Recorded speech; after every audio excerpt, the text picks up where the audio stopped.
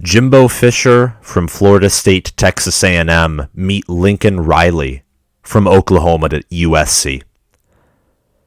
I had to blink my eyes while saying that. And to be fair, as a Michigan fan who was shocked by my program's bludgeoning of Ohio State yesterday, I'm not as euphoric now, obviously, about this news because it doesn't really affect me or my program. Like, it's not like Lincoln Riley's taking the head coaching job at Indiana and is going to be competing against my team.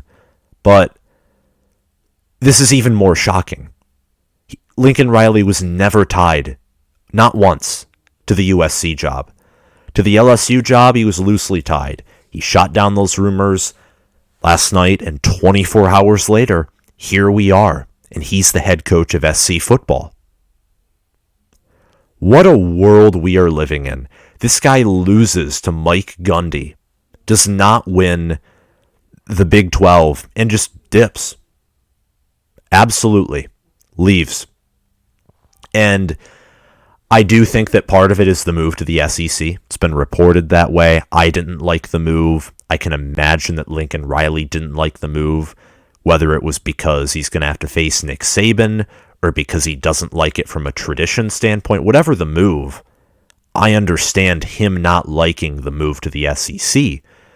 And I've heard that's a huge reason for that. And we're going to talk about that a little. I'm not going to read any articles necessarily. I'm going to discuss some topics that involved some articles, 3 of them, one from 24/7 Sports, one from ESPN, one from The Athletic, and I will link those all of them down below is what I will do. And then we're going to briefly discuss 3 reasons as to why I think he moved. This is going to be a shorter video than normal, so if you're new to this channel, considering like, subscribe, hit that notification bell, and comment your thoughts down below. What do you think of this move? Because I'm stunned. Absolutely stunned. I don't know who's going to be the next head coach at OU. No one. I can say that confidently. No one saw this coming. No one. So, anyway, let's get to the talking. So, first and foremost, Lincoln Riley is 38 years old. There's a possibility that this guy could, have double the tenure length that Pete Carroll had while having similar success. And he's 0-3 in playoff games, and we'll talk about that a little later, involving one of the reasons I think he left for USC in light of moving to the SEC, or Oklahoma moving to the SEC. But still, this guy's a great head coach. He's young. He's an offensive genius. And, moving to California, you have all that talent.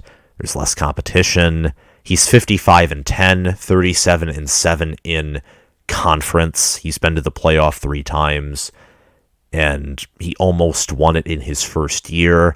The one bowl that wasn't a playoff game that he was in, he, tore Florida apart, a great Florida team who, granted, was missing a lot of their starters, but that's beside the point. This guy has a resume for USC because he coached at a blue blood of Oklahoma. Blue blood to blue blood is why this is so shocking. Blue blood to blue blood. Oklahoma to USC. Again, I'm as stunned as all of you probably are as well. This is incredible. And, I don't like the move to the SEC for Oklahoma. So in a certain sense, it's kind of like, you move to the SEC, so you're going to have harder competition. And now one of, a potential generational head coach, because not every head coach has the success, is now moving to another school where he will do as well at as he did with you being Oklahoma. So that's that. And The Athletic, the ESPN article, and the 24/7 Sports article basically say the same thing. This is a great hire. No one saw it coming. That's what all of them say. Now, they all have different perspectives, And, the 24/7 Sports one has more words. It talks about what Riley will do and what he inherits with USC, like their lack of talent on offense, but there are some rising stars. Talks about how this could help him have an easier path to the playoff. So they're really good. They help me explain what I think is going on here. And another interesting thing, too, is Bob Stoops is expected to be the interim head coach while Oklahoma searches for someone else. So that's really all I have to say here, and we're going to now move on to my possible reasons as to why this is. And there could be some more. If you have another possible reason as to why he moved, tell me below, but I think these are the three main reasons for this move. Number one, you now have unlimited access to Cali recruiting. I mean, USC has on average brought in better recruiting classes than Oregon has, despite far more atrocious records. You are Lincoln Riley. You are at USC. You are, I think, proven to be a better head coach than Mario Cristobal. So, now the number one head coach in the Pac-12, presumed. We don't know for sure. I think it'll take some matchups in the Pac-12 before we can confirm that. The number one head coach in the Pac-12 presumed, plus the number one program by reputation, plus being a blue blood on top of that, recruiting's going to explode. I mean, if Clay Helton can bring in top 10 recruiting classes, heck, Lincoln Riley might get the number one recruiting class. I mean, you have access to so much talent. The preseason Heisman finalists projected were all from California, at least the top 4, maybe top 5. So it just is what it is. You have access to so much talent. I believe that Lincoln Riley could totally put a fence, it's at least some kind of a fence around that talent, and he'll build something at USC with that talent. Because unlike Clay Helton, he develops talent. He doesn't ruin talent. Kyler Murray, Baker Mayfield, he was the OC when Baker was even under Bob Stoops too. So he was with Baker and Kyler the whole way. And then you also got, Jalen Hurts. He helped develop him too. Caleb Williams is a possible generational talent that he recruited. And then Spencer Rattler, as much hate as he gets, is better than a lot of QBs, honestly. So talent is 1. 2, you got less competition in the Pac-12. You move to the SEC, and this ties in with the next point. Nick Saban and Kirby Smart are going to be, chewing the tobacco, spitting it out of their mouths, and looking at your Oklahoma and saying, this guy's 0-3 in the playoffs. What will he do to us? I mean, we recruit better than him. We have better results than him. And, Mike Leach and Lane Kiffin are going to, and Jimbo Fisher, and maybe even Texas or others in the SEC, they're going to beat him up too before he faces us. So, why did you come here? And Lincoln Riley might think the same thing. Maybe he's somewhat intimidated by the move. And that's why he went to the Pac-12, intimidated by the competition. Maybe the loss to Baylor, seeing Dave Aranda rise and seeing Mike Gunn. I mean, Oklahoma State beating Oklahoma is huge. That doesn't happen. That rivalry more recently has been as lopsided compared to as Ohio State and Michigan has. And historically, it's far more lopsided than the game. It's crazy. So I think competition is a factor in it. And in the Pac-12 South too, look, you have USC, and then I think Colorado, Arizona, Arizona State. Colorado and Arizona are pretty pushovers. Arizona State is, look, Herm Edwards is a good coach. You can totally get more talent than them. You have Utah, and then I think after that, I think you have Cal.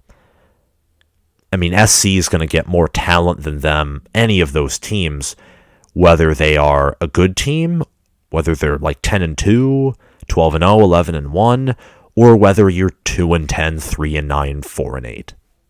That's just how it works.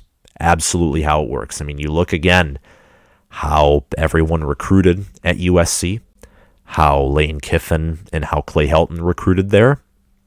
Look, all those guys failed at USC, and they brought in excellent recruits nonetheless. There's less competition. All you have to do is face the North champion in the Pac-12 championship game. And a lot of those coaches in the Pac-12, they're good coaches with, not elite level talent. Or in the case of, Oregon might be the outlier in that regard. I don't know if Mario Cristobal is a great head coach or a good head, on the field, or I don't know a whole lot here. But this is just such breaking news, and I think competition totally has something to do with it. And finally, 3. Rambled on a little bit too much there. But anyway, this will be short. He's not a fan of OU moving to the SEC. This was stated in a rumor. Not a rumor, but someone saying it. Many people have confirmed it. He was not a fan. And, USC, they're probably not leaving the Pac-12 anytime soon. Again, it's easier. The Pac-12 is easier than the Big 12, especially with, BYU and Cincy moving in. And anyway, Oklahoma's moving to the SEC, who is a tiger compared to the kitty cat that the Pac-12 is. That's just facts. And maybe it's not even about competition. Maybe the third reason stands alone, and he just thought that it was wrong in a certain sense, that he thought Oklahoma doing it for the money was just kind of wrong, and that it was ruining college football, and he wanted to move to a program who he thought might have better values. I mean, that sounds insane to say, and money is always a factor, so don't throw money out. But people have other motives that sometimes are stronger and better, or even stranger and worse in some instances than money. You never know. Nothing can be assumed. But this hire's crazy. Good for USC. You have my attention now. People should actually take you seriously with Lincoln Riley as your head coach. Recruiting, I mean, this hire's been late. I don't know how much you can salvage of this class.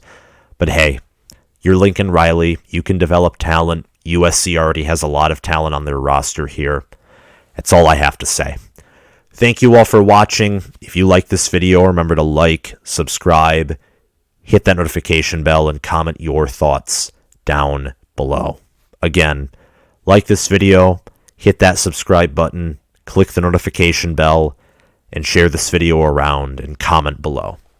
Thank you all for watching. I'll see you guys around.